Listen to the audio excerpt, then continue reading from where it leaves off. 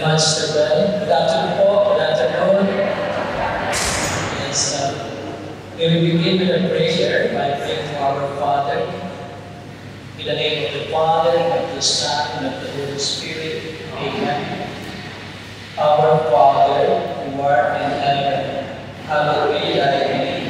Thy kingdom come, thy will be done on earth as it is in heaven.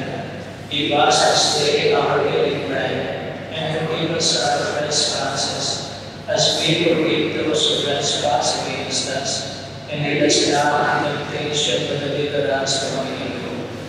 And Mother of Mercy, Saint Joseph, Saint Francis of Assisi, Saint Clare of Assisi, Saint Padre Pio, in the name of the Father, and the Son, and the Holy Spirit. Amen. Thank you all.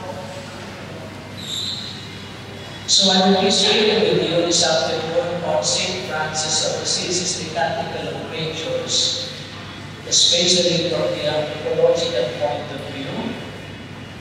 I think we can assert, and this is supported by many authors in Franciscan studies, that Saint Francis of Assisi, the Canticle of the Creatures, is the synthesis of his entire life, his spirituality and charism. So this afternoon, the anthropological dimension of the Canticle of Creatures invites participants, all of us, to rediscover the importance of our calling to be in community, which stems from our being created in the image and likeness of the Triune God. And this talk is intended to deepen our being brothers and sisters, cultivating in our fraternal and cultural exchange astonishment, humility, and gratitude as vital attitudes before vibrant diversity of the created universe calling us toward ecological conversion. Now, we find this word ecological conversion, we can see popularized by Pope Francis in his Laudato Si. He writes in Laudato Si, our current ecological crisis summons us to profound interior conversion. What everybody needs, he writes, is an ecological conversion, whereby the effects of their encounter with Jesus Christ become evident in their relationship with the world around them. It is very clear, ecological conversion in the life of Saint Francis was a byproduct of his religious conversion, of his conversion to Christ, of his encounter with our Lord Jesus Christ. Now, the Laudato Si movement, created after the writing of the Laudato Si, and because of the pressing needs of ecological abuse and disasters, describes to us what ecological conversion is all about. It is the transformation of hearts and minds toward greater love of God. Take note again, it does not immediately point to creation. It first alerts us to renew our love for God, and then each other and creation. It is a process of acknowledging our contribution to the social ecological crisis and acting in ways that nurture communion, healing and renewing our common hope. Now, this is Father John Strong Moretadam. He is the head of the Vatican's Ecological and Creation Office. We can see here that the Vatican is very serious about this matter. Actually, I think as Pope Leo is creating again another office for one in order to push this out. So in his book, The 10 Great Commandments of Laudato Si, he writes that an ecological conversion calls for a return to the Creator, a journey to God in a humble and genuine spirit of repentance. acknowledging God as the creator and source of all things, and repairing the broken relationship with God, with its Son, and with all creation. By the way, after this session is always difficult. It is better to sleep, right? I am also a teacher. I don't usually like having a speech in the afternoon. There's a story about a priest, and whenever he gave an homily, there was a grandfather in front of him who was always sleeping. And the grandfather was with his grandson. And so one day after the Mass, the priest talked to the grandson and he said, "My boy, please help me, because whenever I give a homily, your grandfather is sleeping and I am distracted. So please, next time, when you see him sleeping, wake him up, and I will give you $1 million. The following Sunday, the grandfather was falling to sleep, and the grandson said, "Grandfather, please wake up. Let us listen to the word of God, because the priest is speaking." And so the Mass ended, and the grandfather did not sleep. And so after the Mass, the priest secretly gave the $1 million. And that happened for 3 Sundays. After the 3rd Sunday, the grandfather was again sleeping. And so after the Mass, the priest said, "What happened?" "Father," he said, "you were only giving me $1 million. But my grandfather said, 'Do not disturb me, I will sleep. I will give you $3 million.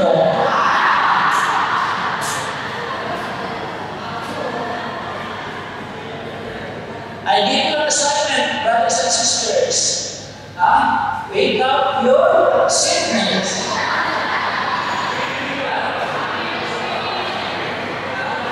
And CCFC will give you $1 peso. $1 peso.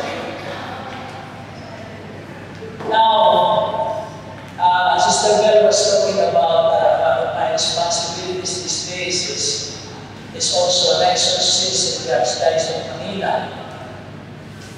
Don't worry, I cannot do that here. I don't have the faculty here. You know, don't be afraid of the demons. It is one thing I discovered.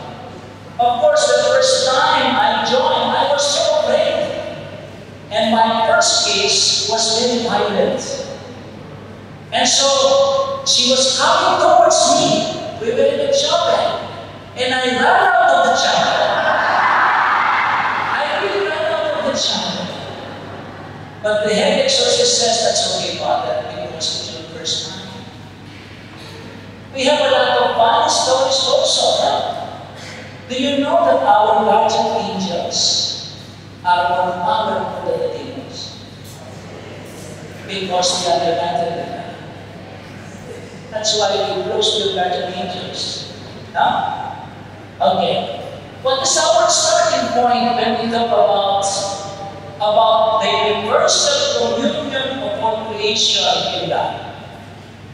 Our starting point should be an affirmation that we are already in existential relationship and communion with God and with all of creation, whether we like it or not, whether we are conscious of this relationship or communion or not. This is the reality.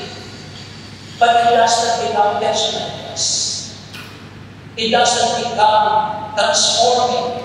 And we are not aware of this intimate relationship that we actually already have by virtue of being creatures and children of one Heavenly Father. Now, this is Thomas Merton, a Trappist. He was asked one time, how can we best help people to attain union with God? And I would like to establish not only union with God, but also with So Thomas Merton said, we must tell them they are already united. That's the starting point. And contemplative prayer is nothing other than coming into consciousness of what is already there. Now, when St. Francis reached this level, this mystical awareness and union, not only with God, but with all creation, he only became aware of what had already been there on a personal basis. What had been there already became real to him, became true for him. And that happened towards the end of his life with his Canticle of Creatures. Contemplative prayer, contemplation, even mysticism that we can say. Now, the contemplative experience or even mystical experience is the experience of God as the ground of all that exists. And so God is in every creature. God is the immanent one, that is to say, the one who is present in all things, as the source where they come and as the ground in which they continue to be. God is in all and all exists because of God and in God. You know, my brothers and sisters, even when we talk about exorcism, the demons cannot possess the whole person. They can only possess the body. Why? Because God is in the depths of the person. They cannot possess the soul. Only the body. Because God is in the depths of the being of the person. Because God is in everyone and everything. So this is what we mean by Trinitarian divine indwelling. You are in God and God is in you. This is not only personal to a person, but the entire creation. The entire creation is in God. And God is in the entire creation. And in every person. And in every creature. In a dog, in a plant, in an ant, in a snake. This morning, I'm learning about the snakes. You know, St. Francis did not want to cut all the plants now. Even those who do not seem to have use for us. No, in the grand picture of God, in the grand picture of God, everything is possible. So the author of the God of Unknowing also mentions this, referring to a person that we are responding in. God is your being. And what you are in God. Father Chris this morning mentioned St. Bonaventure, and he mentioned these 3 words, spaced in the first 2 words. So St. Bonaventure, among other things, has given us a paradigm, a cosmic paradigm. Emanation, meaning we have all come from God. We have all come from God, all creatures, even our enemies in this world. Exemplarity is to exemplify the goodness and the love of God. And we are all returning to God. The new heaven and the new earth. Put it simply, St. Bonaventure said, for no one can have understanding, who cannot really understand this matter unless he considers where things come from. Everything has come from God. How they are led back to their end,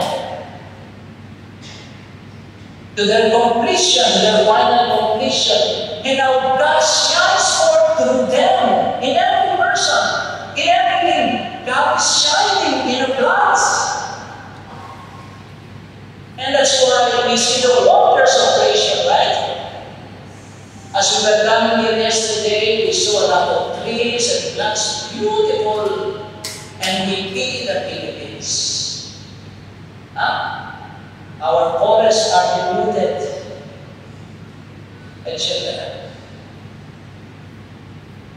So every creature is a divine word because it proclaims God. That's why you look at the trees, you look at their leaves in perpetual praise of God. So it's all a matter of becoming who you are already. Become who we are. Who we really are. We are all brothers and sisters. Not only human beings, but all creatures of God. So let's continue. Dear brothers and sisters, in this talk, I will focus on the creatures, category of creatures. And from the category of creatures, we look at the challenges, especially for the second topic. Okay?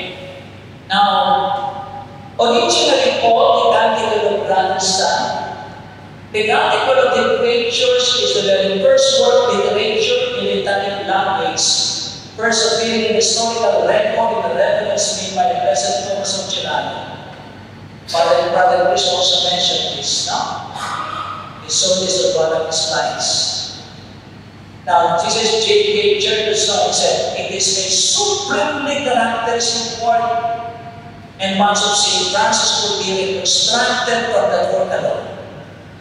Even if you don't read the writings of St. Francis, and perhaps you haven't read his biography, you get the message of the Canticle of Creatures, you get the message of St. Francis. Because it is the synthesis, as we mentioned at the beginning, of the life, the spirituality, and that is not St. Francis. The model in which Francis looks at the created world is akin to his inner self. You want to know the inner self of St. Francis? Dive into the Canticle of Creatures. For the Canticle undoubtedly has elements that reveal in a special way the personality of the author. Father Chris again this morning, I have mentioned Father Chris today because we have two places here. Tomorrow we will let Father Chris in, but both of them are handsome, right?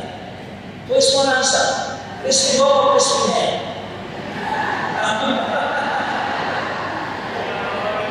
Don't look at me, I am not Chris.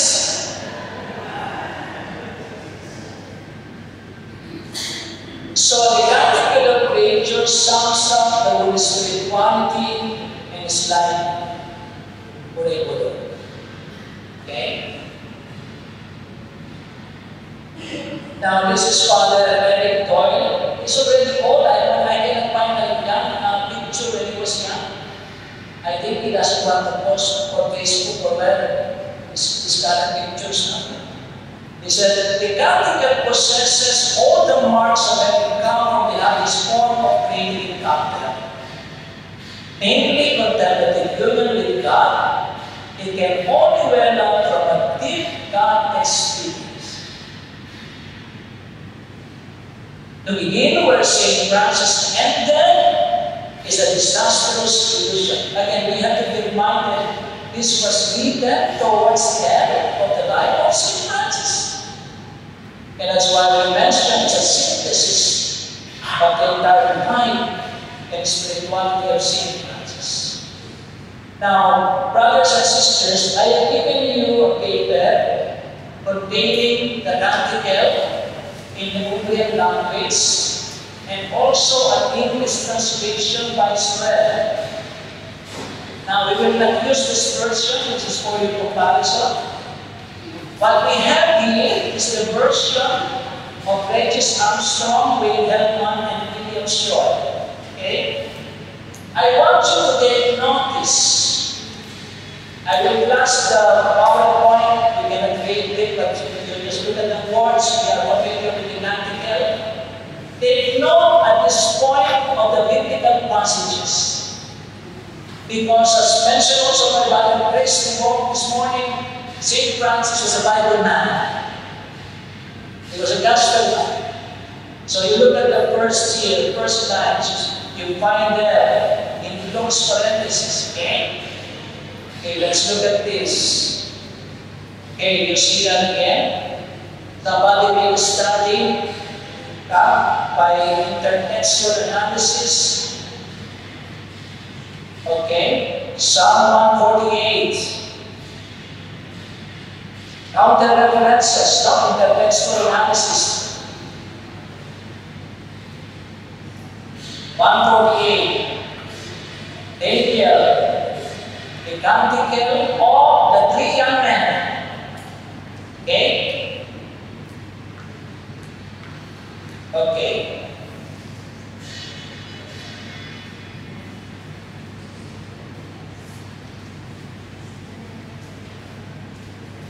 Okay? So, even the last line of the second bit shall do them harm. You find that in Revelation.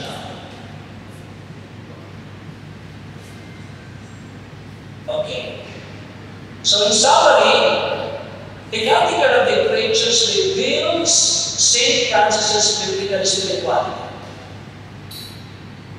The poem turned into song is complete with citations from the Old Testament and the New Testament. And St. Francis was indeed a Bible and gospel man. Okay?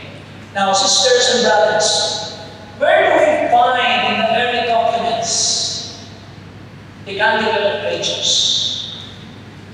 First, I'm not going chronologically, because the first biographical writing is Thomas of Celano.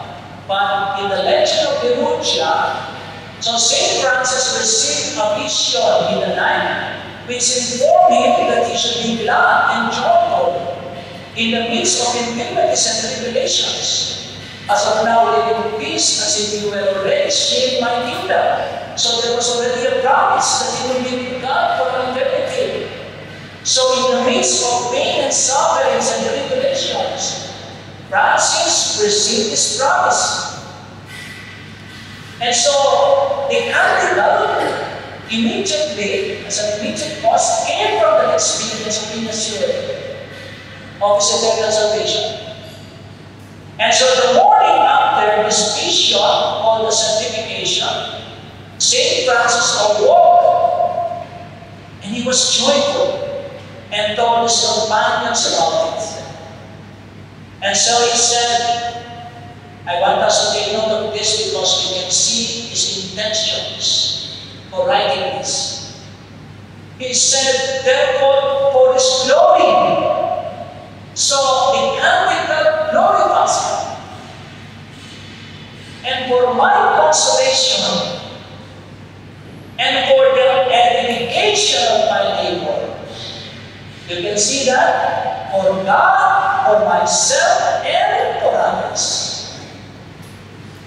And that's why, according to account, the early brothers, whenever they preached, they were also singing. So singing is in the DNA of the Franciscans from the very beginning. When they were preaching, they would sing the song. They would sing also this song. So I wish to compose a new praise of the Lord concerning His creatures. His creatures minister to our needs every day. They serve us every day. Try going through the day without water, without sunlight. Without them, we could not live. And through them, the human race greatly offensive Creator. St. Francis was already telling, so there were already abuses even during this time. When there are wars, those affected are human beings, but also God's creation. Every day we fail to appreciate so great a blessing by not praising as we should the Creator and dispenser of all His gifts. And then we sat down, concentrated a minute, and then cried out, O sigh, O powerful and good Lord, the first words of the Canticle. Now, there is a mention also of this great work of Francis in the Mirror of Perfection that discussed the composition of the canticle relating to the story, using quite often exactly the same phrases. The mirror account derives from the legend. Okay? Now, Thomas of Celano, the first biographer, he mentions this only in passing, the canticle. So the only instance in which Thomas of Celano specifically mentions the canticle relates also to the same story of St. Francis' innocent dream, as the legend does, clearly setting it at the approximate time of St. Francis' death. But when Celano discusses the canticle, he says only it was at this time that he composed the praises of the creatures and played them as much as he could to praise the Creator. Imagine, he was complaining the creatures. Let's praise God. He was not only inspiring people, but also creatures. So the next time you see neighbors, let's praise God. Let's praise God.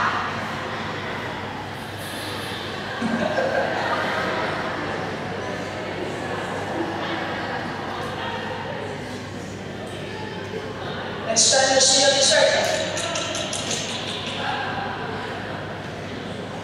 Have you heard about the story of there was a bishop that visited sisters in one community? Have you heard that? The sisters, they were not really praying very hard. They were always fighting. Nandiyan ka lang siya, and nandiyan sa crisis.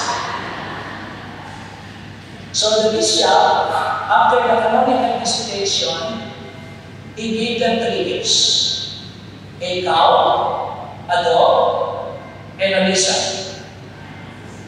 So the cow was placed near the windows of the sisters.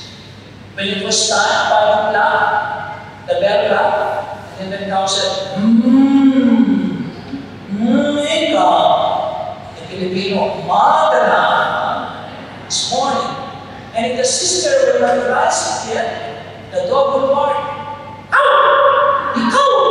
You! In Filipino, ikaw. And the lizard was placed beside the chapel. So that whenever there was a sister who came late to the chapel to pray, the lizard was saying,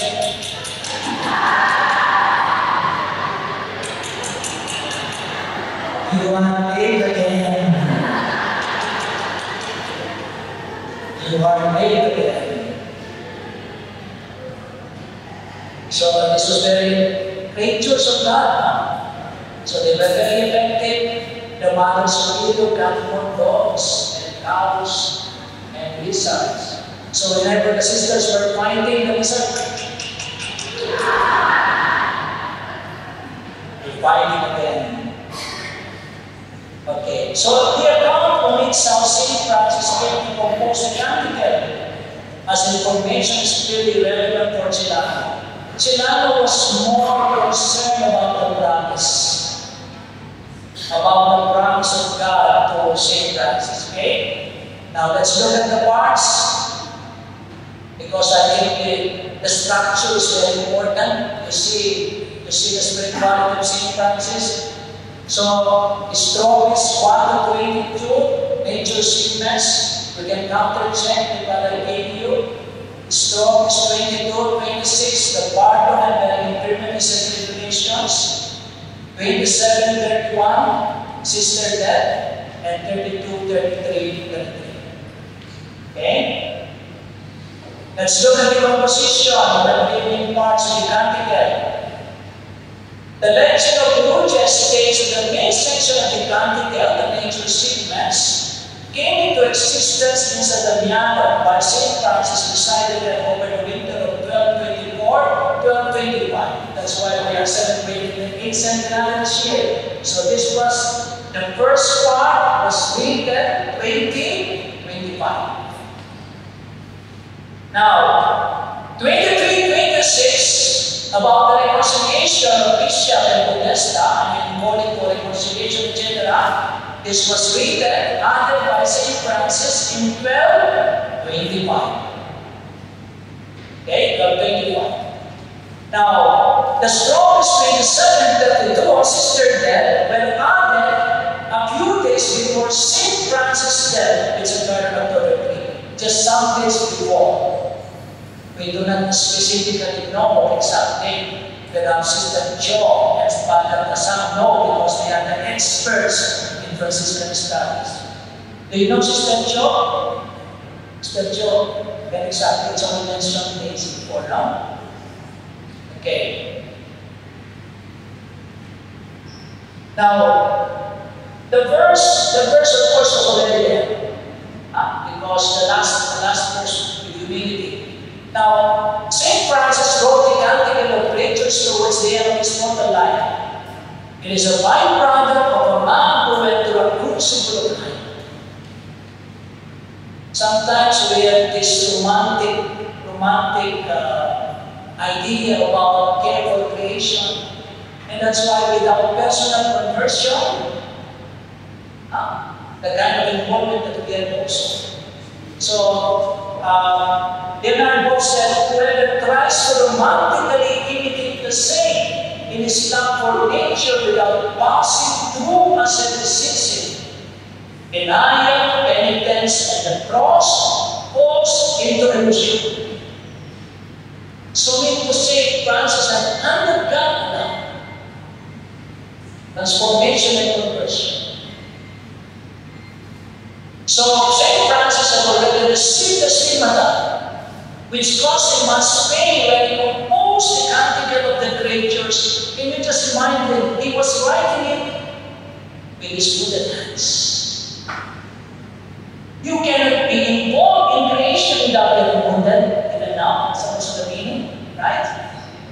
And we can be sure perhaps there was blood spilled on the writing piece of St. Francis. And we know there are markers now of advocacies for the environment.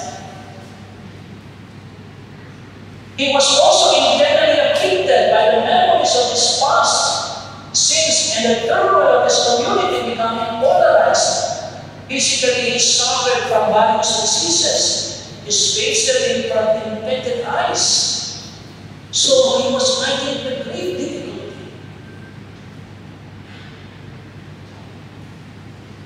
Both interiorly and physically. This is Father Leonard Loaiza. You know him? Yes. So he said, in one aspect, he was at the very end of his golden life, like a swan that sings the best of himself as the light ebbs. So Francis, who had had zest for life, could now burst out his magnificent swan song.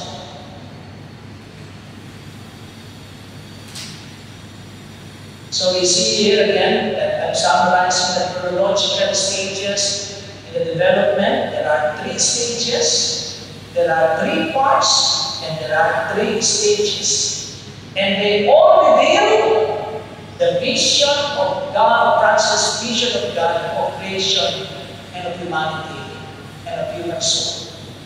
The first part, we already mentioned this, right? I'm just summarizing now. While suffering intensely from physical and spiritual infirmities, I gave a longer version of what he said. What is emphasized here, communion with all creation. The first one. We go to the second part, without reading the details there, because this became a means for the reconciliation between Guido, the Bishop of Assisi, and the Podesta of Portulo, the Bernardino. I was reading about the conflict. It's a little complicated. It had something to do also with the fight between Assisi and Perugia. And the mayor, the Podesta, signed an contract with those who are in Perugia, and there was this big conflict that took place, no? So in retaliation, the mayor announced the streets of the city that every citizen was forbidden to buy from or sell anything whatsoever to the bishop or to transact any business with it. The conflict was complicated, but just to know that there was this big conflict that was known in the entire Assisian dynasty. So St. Francis said to his companions, listen very carefully, he said, it is a great shame for us, the servants of God, that at a time when the Podesta and the bishop so hate each other, that no one can be found to establish peace with them. This powerful. When you have family members who are fighting and you are not doing anything, St. Francis is saying, shame on you. That's very shameful. It's very shameful. It's already shameful when we are fighting now. And those who are not doing anything to reconcile people, that's also very shameful according to St. Francis. And that's why Franciscans do not find, especially the secular Franciscans.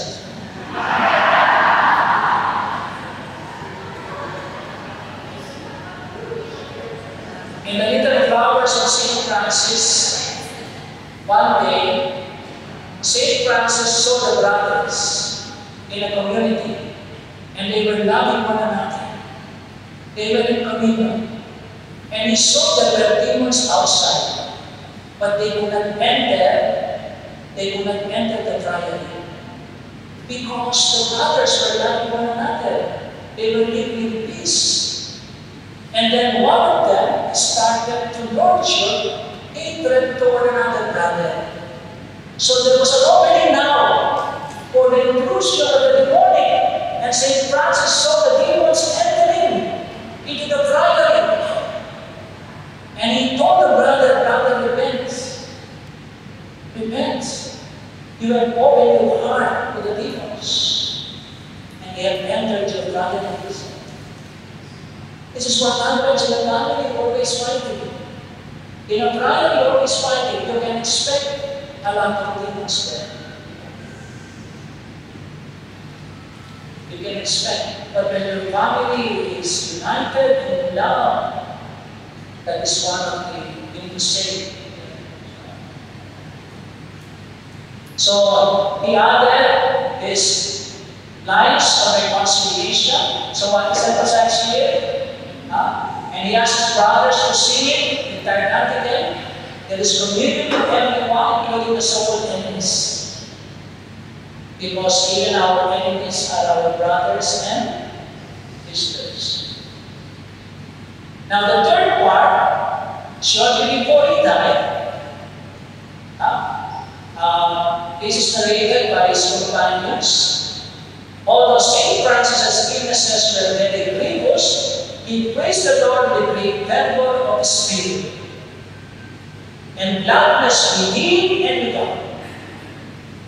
It was not just faking it, no, it was really with great vigor, interiorly and exteriorly.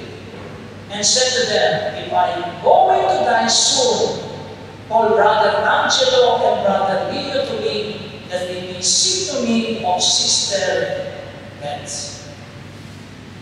And so Leo and Angelo were present and heard St. Francis sing the final verse of the canticle, where he has composed to praise God and to the praise of God and for the comfort of his soul and those around. Now, communion with all realities of life, including hard realities like illness and death. Maybe every time there is a consistent being buried, we have to sing this one. Or a prayer we sing, or a prayer we sing. Okay. Now, the verse there, you can see that this praise and blessing and thanksgiving and service to God with great humility pervade the entire canticle, because this is some kind of refrain. Okay. Let's do it quickly in terms of influences. Was the canticle original to St. Francis? Or were there some influences? in the writing of the Canticle of Pages. According to research, there were some influences, but also you can see originality. I will emphasize the originality. But let's go first to Psalm 148 and the Canticle of Three Young Men. You don't have the time to check this, but you will find this. St. Francis prayed the breviary regularly. I think his breviary is written down. Huh? So that's why it's in the rule, liturgy of the hours, to be prayed every day. There's a funny story about St. Padre Pio. There was a priest who confessed to him, and he said, Padre Pio, I am a priest, and I am not praying the liturgy of the hours, as I have promised. St. Padre Pio went out of the confessional and he spanked the priests. He spanked the priests in order to shock them. And he said, you made a promise. You made a promise to pay the breviary. So, if we are religious sisters, fathers, maybe we have to spank many times for missing the breviary. Okay. This is according to Roger Sorel. No?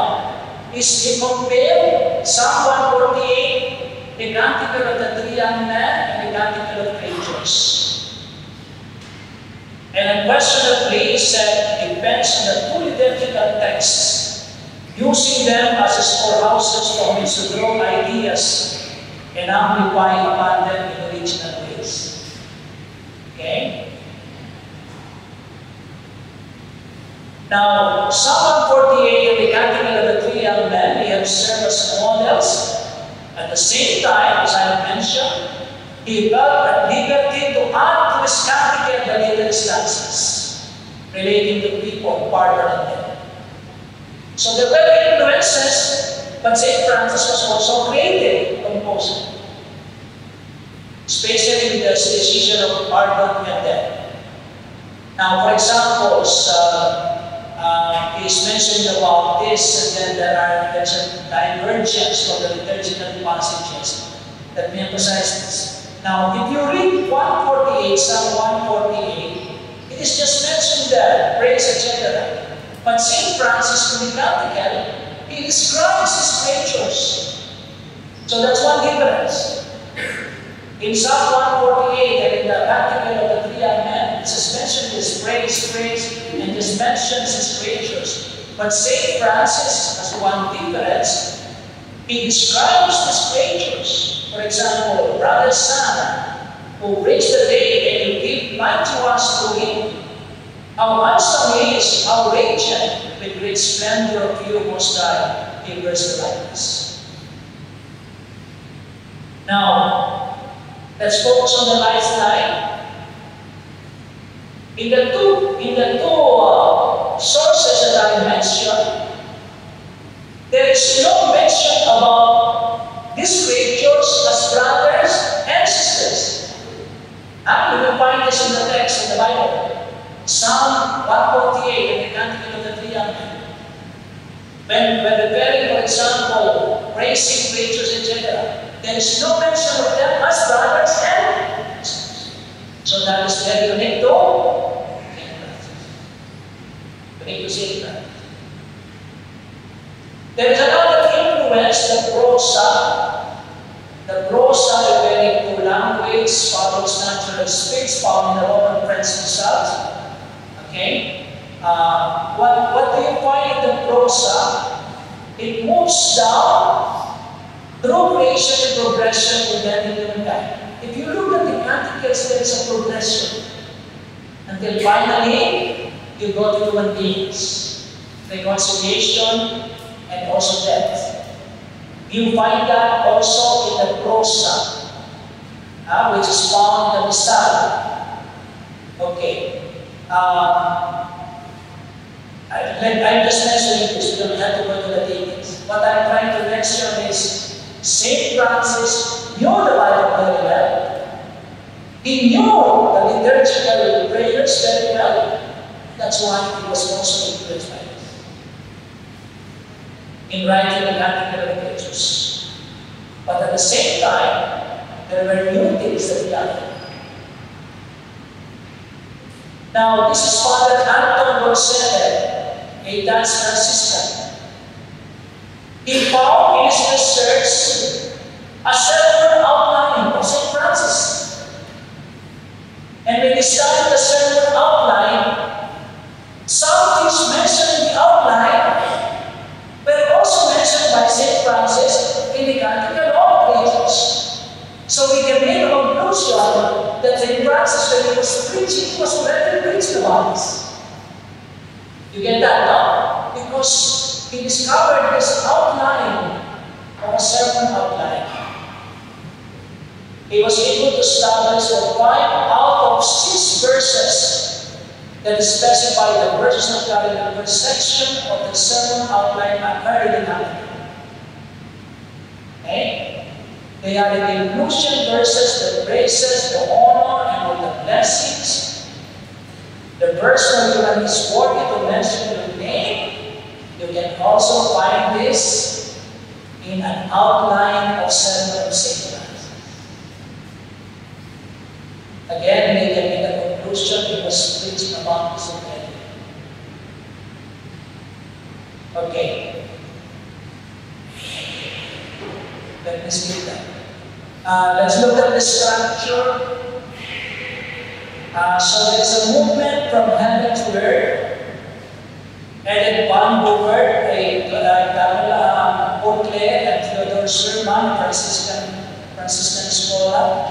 So in the structure of the poem, St. Francis's attention moves down from heaven to earth. The poem mirrors the biblical vision of connectedness and communion between heaven and earth. You look at this again, okay? You look at the text here.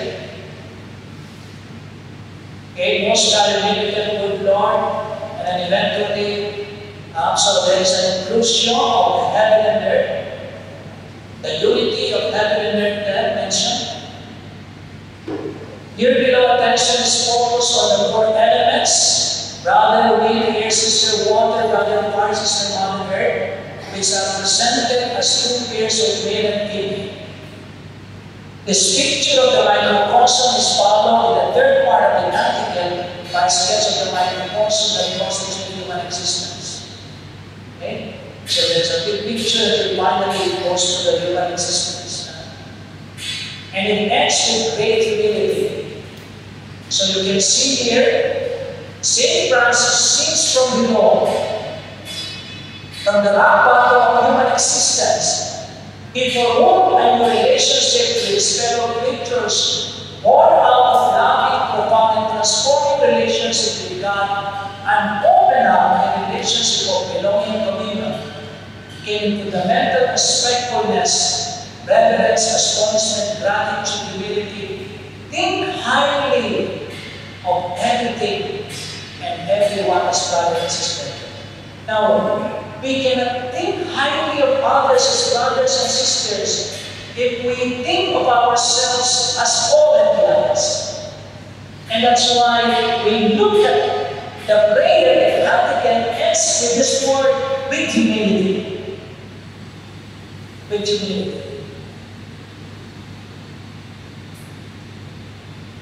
Praise Him, my Lord, 8 times.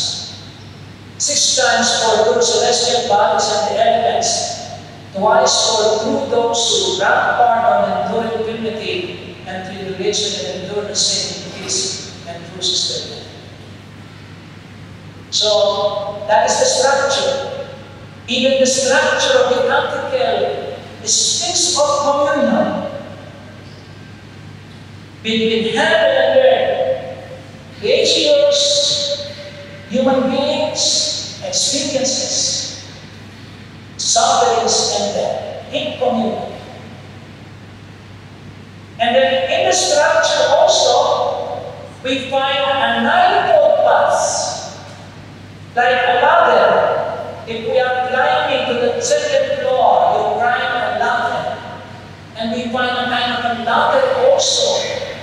Canticle, Paul Allen and Joan Lewis Allen mentions this, the ninefold path in the Canticle of Creatures, leading the individual human being to the experience of communion and oneness of divine creation. What are these?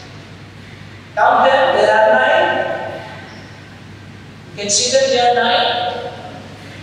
Sun, moon, stars, 3, earthquake, air, water, fire, air, and forgiveness and death are shown to be mixed by this Creator is praised and blessed. We praise God through creatures or with creatures. We talk about that because of the word warfare in the text. We praise God when we forgive one another. And when we become means of reconciliation. And when we give our last breath to God. So it was abundantly clear to St. Francis that the whole of nature, of human existence, and the entire creation, and all our experiences, all our human experiences in this world are the means through which God is eternally being praised and glorified. I will skip that, now what I just showed you a while ago, because he got that from celestial hierarchies, no? But I don't have to mention that. Now, let's go deeper into some insights. I will be using some theologians here or writers as a kind of a summary. Okay? Again, I'm sure Father Benvenuto Maizas, in his reflection on the Canticle, he talks about 3 things. The radical openness to all, to the all, meaning God, and to all human beings and all creation. You find an integration of the masculine and the feminine, brother, son, sister, and the one interconnected universe. Okay? Let's look at this briefly. All creatures cannot be radically open to the reality of divine connectedness.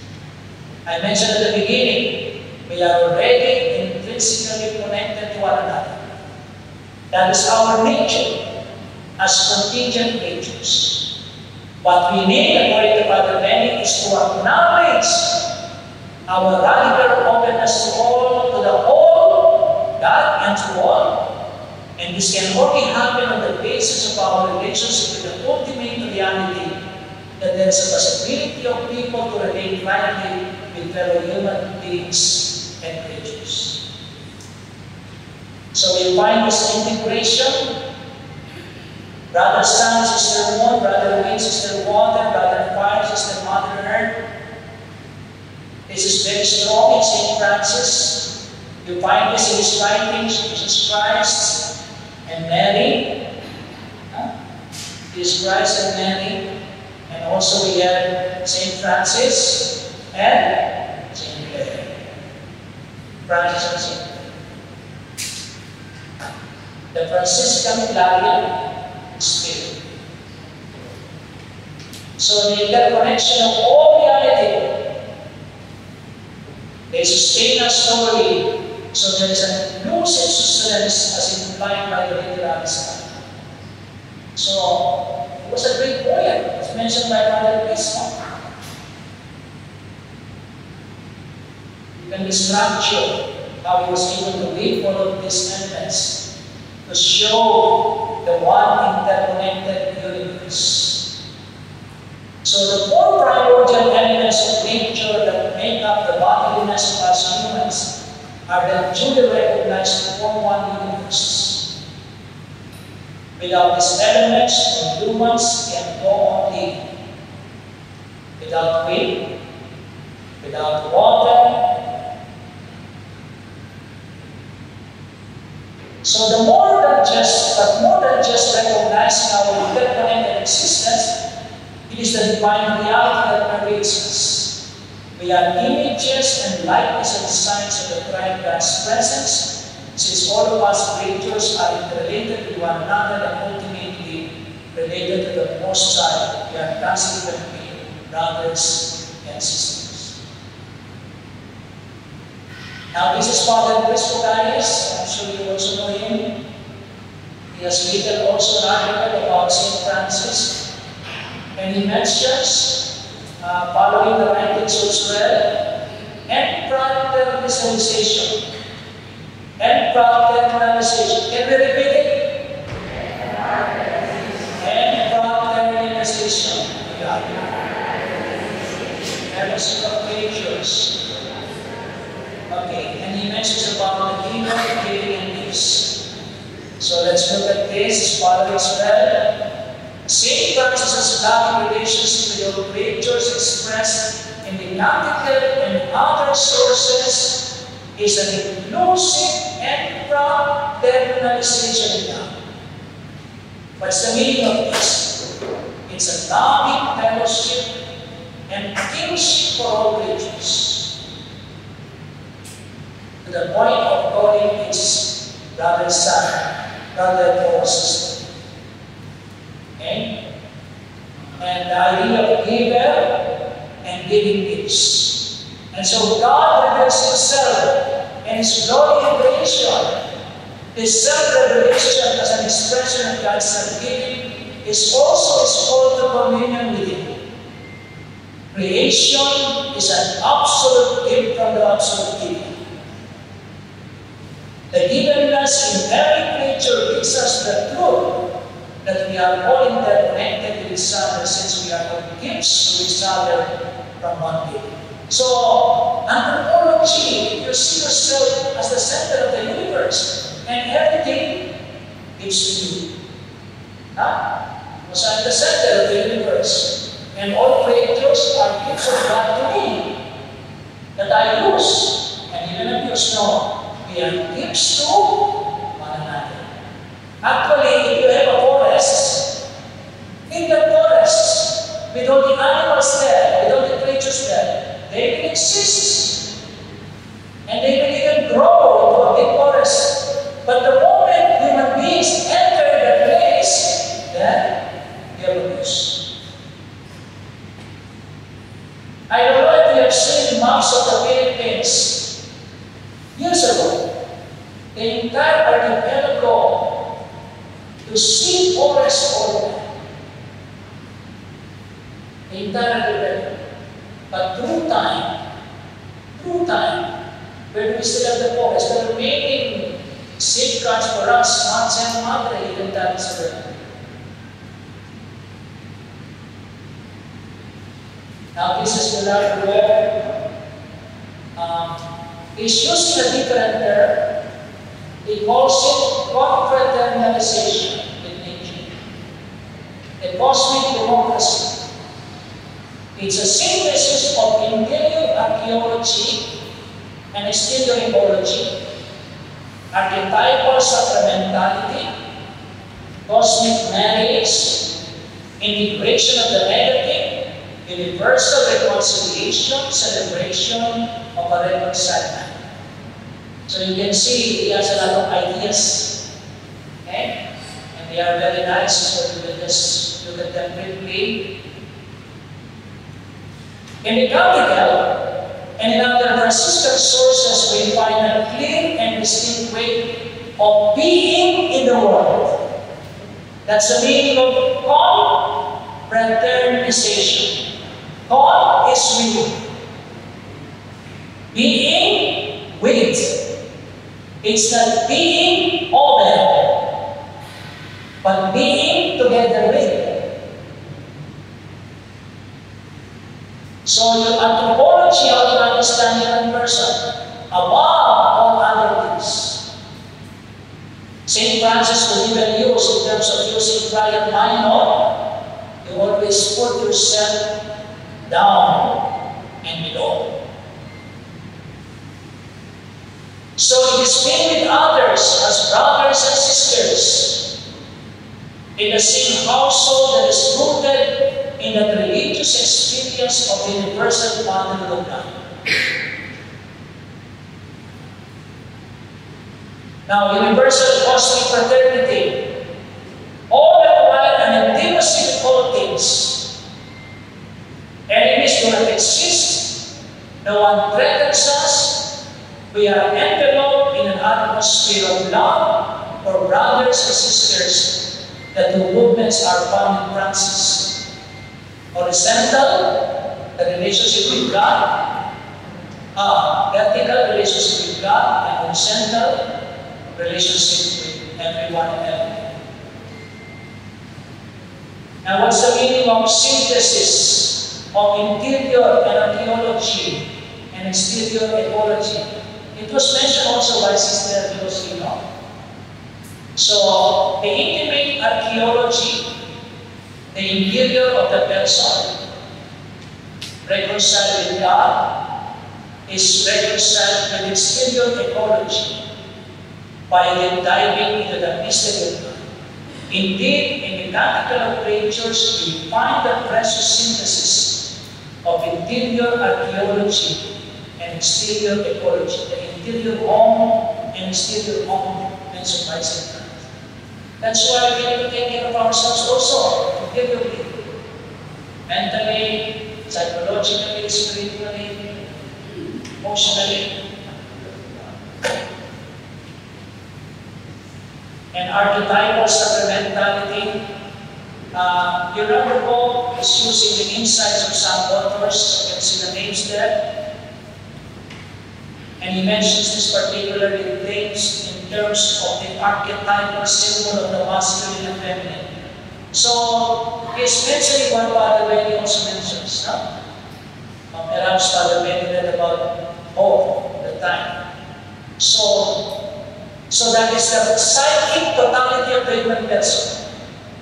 Ordered in pairs. You can see this, the pairs. The elements combine the masculine and the feminine elements.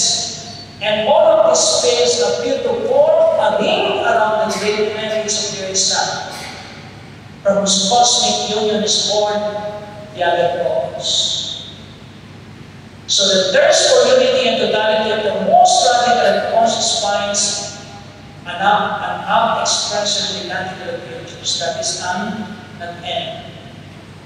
And we find again the cosmic marriage here.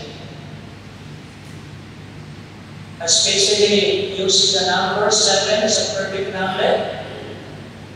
The original 7 strongest reveals the archetypal expression of unity. It's complete. 7 is made obvious by adding 3 and 4. Which are considered the greatest symbols of totality and unity. And in the 7, the vertical and the horizontal lines cross, forming a recognized symbol of totality and cosmic marriage. Now, in this cosmic marriage, the first movement is towards God. The first line, most high, all powerful, and all good. After immediately realizing that, he cannot see to God because no one is worthy to mention your name. And then horizontally, he praises, praise to you, my Lord, for all your creatures. And then towards the end, as I mentioned, I will skip some of these he mentions, it ends with humility. Do you see that in the text? Most high, appearing to God. And towards the end, the last line, it's again emphasizing the humility of the human nature. So, the two stanzas added later on by St. Francis celebrate two things, as we already know very well: the peace between the Bishop of Assisi and the Mayor, and the second, the joyful acceptance of death as a system.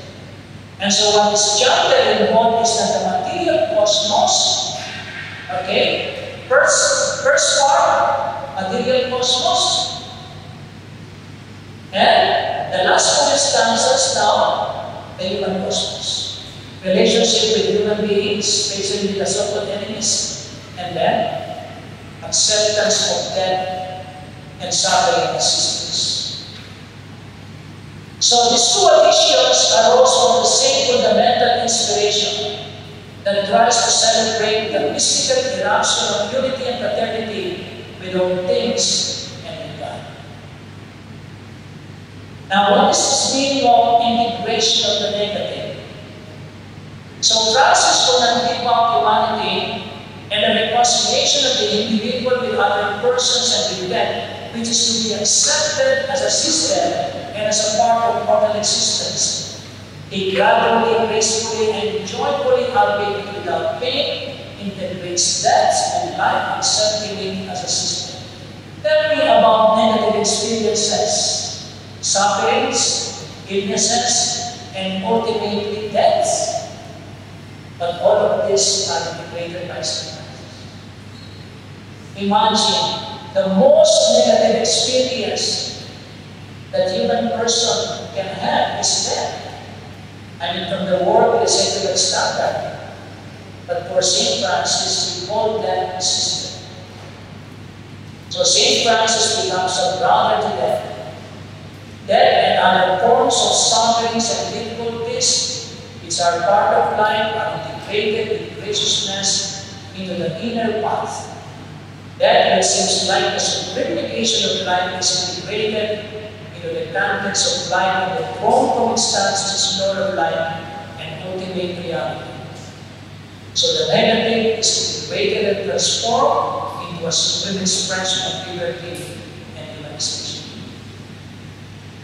And finally, for Leonardo Paul, we find in the canticle the universal reconciliation, the celebration of a reconciled man. Indeed, the splendor of humanity and its tragedy, its desire to transcend, its rooting in the earth, and its Uranic heavenly dimension, and the dynamic, the earthly dimensions, as I mentioned already, Paul interpreted in St. Francis. And his way of being together with and his being with led them to a confraternization with all strata of reality. With all strata of reality of human existence, the superior, most high God, the interior, intimate archaeology, the exterior, and open reality. And that's why we see in Francis a truly reconciled person, a truly integrated person. And that's why one of the books of Richard Rohr, everything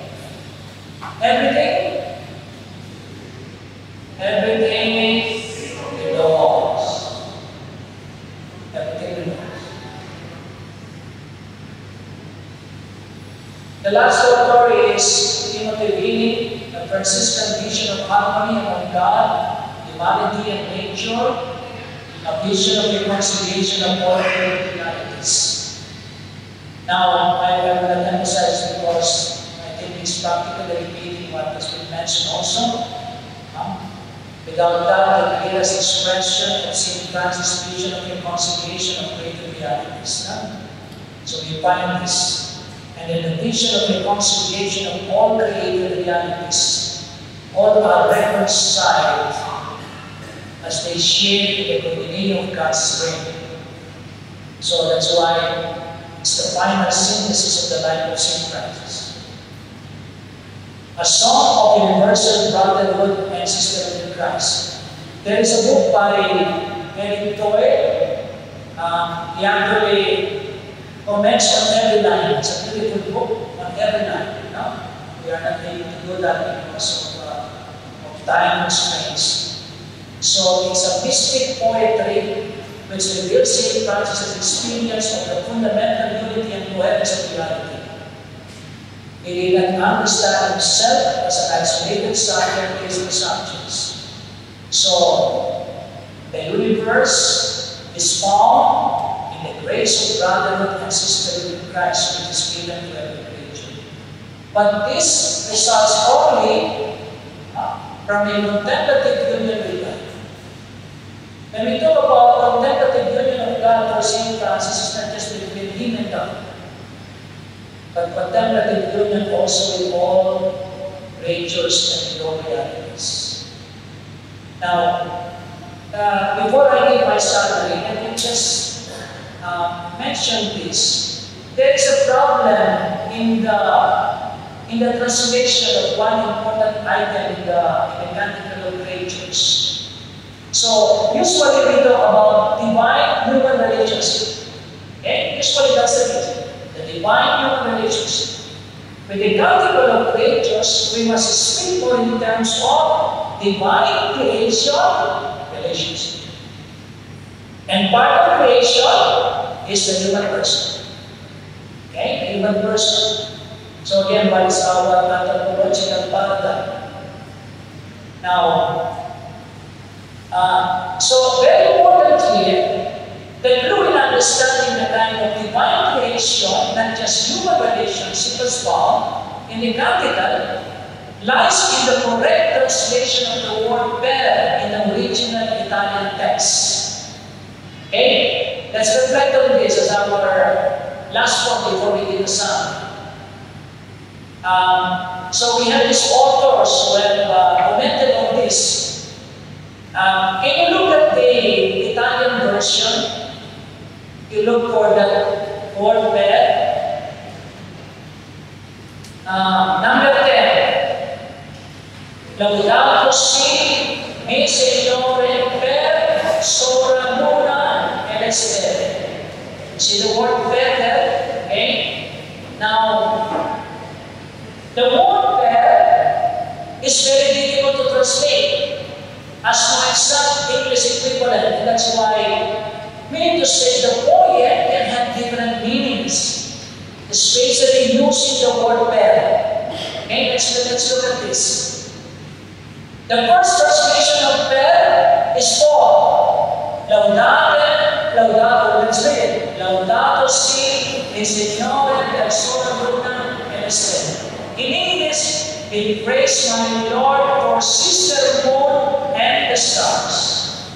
So if you are using the translation for, you are praising God for creation. And you are extolling human persons to join you in praising the Lord for creation. Because of the beauty and also what they do to us. Okay? Let's go to the second possible translation. By. Be praised by the Lord by sister moon and the stars. That's also possible because other creatures are also praising God. Okay? So you are praising God because other creatures are praising God. Per queen, be praised by the Lord with sister moon and the stars.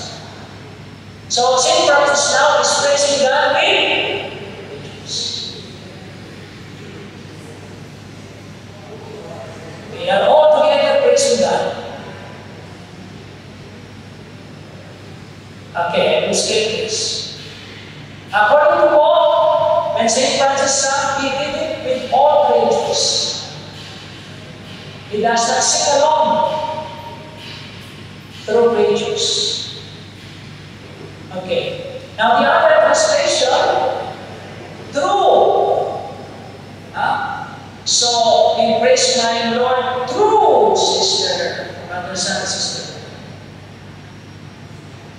So according to Sorel and Kahis, they prepared this because it integrates the first two interpretations. Humanity. So I'm praising the Lord through His creatures. Now let's make a summary. Okay. If we use the different translations of that, we can have different levels and angles of divine human nature relationship. Right? Different angles of praising the Lord. The creatures all through with giving emphasis in one does not mean putting aside the others. So while it is very important to know what was in the mind and heart of St. Francis, as can be read by intertextual analysis, he would not of course limit us to one way of approaching God in relation to humanity and creation. Because if you look at the other writings, you find St. Francis telling Catholic preachers, you find him asking preachers to join him, saying, so all the possibilities are. As mentioned by these authors I mentioned, the word pair is not easily translated. So you can put it this way. You are praising God you're praising God by the preachers, by St. Francis, with preachers, through preachers. Conclusion. What is important is to see, according to both, the vertical and the horizontal relationships. Covering all of this. Fundamentally, there are two basic movements in the category of preachers, vertical and horizontal. The first vertical movement is always directed toward God and Most High. The horizontal movement is directed to all creation humanity using either different translations of the word. Which do you prefer? How many are for God? How many are for by? How many are for true? How many are for being? The others, they don't have a stand. They will sing alone. They will sing alone and they will be many preachers. I have 5 minutes to summarize, sisters. Let me summarize in 5 minutes. St. Francis of Assisi's Canticle of Preachers presents an anthropological vision with God at the center of the world and not the human person. The world is God's oikos home, and all humans and all other creatures are just tenants of this household of God. All world humans and other creatures belong to the Most High, powerful and good Lord, the Father of all and the ultimate owner of the world, and all in it, including humans. Second conclusion. The Canticle's anthropological vision is also centered on a universal community of brotherhood and sisterhood, of all creation grounded in God through Christ by the Holy Spirit. This vision portrays humanity as an integral part of the larger family or community of all creation. We are only part of a bigger cosmic community. We are only part. There are more trees, there are more other creatures than us. It challenges humanity to create a fraternal and sonoral, harmonious, reverential, astonishing, and grateful relationship with God and with all creation. It shuns and stops all abusive, dominating, utilitarian attitudes and dealings with fellow humans and all creatures. Number 3. While the Canticle's anthropological vision shuns dominating, utilitarian, or consumers, remember what St. Joseph presented? How do we deal with nature? Do you deal as a ruler that is dominating? Do you deal as consumer, utilitarian, and consumer savages? Towards the dealings with fellow human beings and other creatures, it goes beyond the custodian or stewardship model of relating with other humans and creatures. Now, if you look at Franciscan spirituality in the Canticle, it is more than being stewards. We always see this, right? In the articles, we are stewards of creation. But St. Francis went beyond a stewardship model. And what is that model? It's fraternal and sorority. And this is used, we are using the words here we saw in the study, enfraternalization and confraternalization. Born out of the fatherly filial encounter and relationship with God and Christ. So let us repeat it up. Our Franciscan spirituality relationship relation to creation is more than stewardship. It is dealing with creation as brother and sister. So based on the experience of St. Francis, ecological conversion is a result of a deeper, genuine, and transforming personal and religious conversion to God in Christ that leads to a new way of relating not only with God and other human beings, but with the entire creation and all of life experiences, and a new way of living in this earth, our common home, in a more fraternal and sober way. Now, Pope Francis shares the attitudes and changes within ourselves that can result from ecological conversion, gratitude, and great gratuitousness. Recognizing that everything is His. Generosity in self-sacrifice and good works. Loving awareness of a universal communion with the rest of creation. Greater creativity and enthusiasm in resolving the world's problems. And a sense of responsibility based on faith. And hopefully inspired by the spirituality and life of St. Francis. So, it involves the following steps. By Koretada, recognize that we have harmed creation.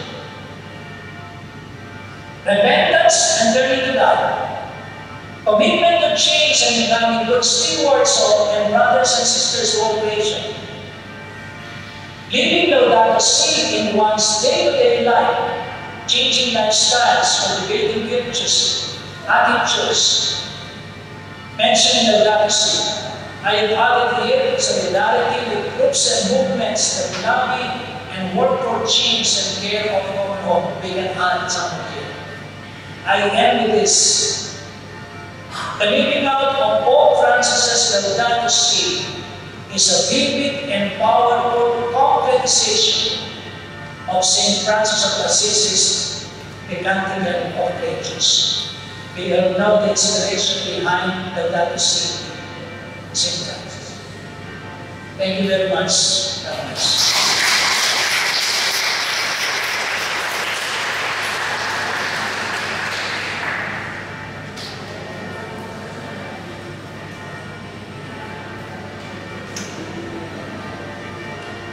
Thank you very much, Father. Just a time check for a while. Before we go for a break, we still have other news. After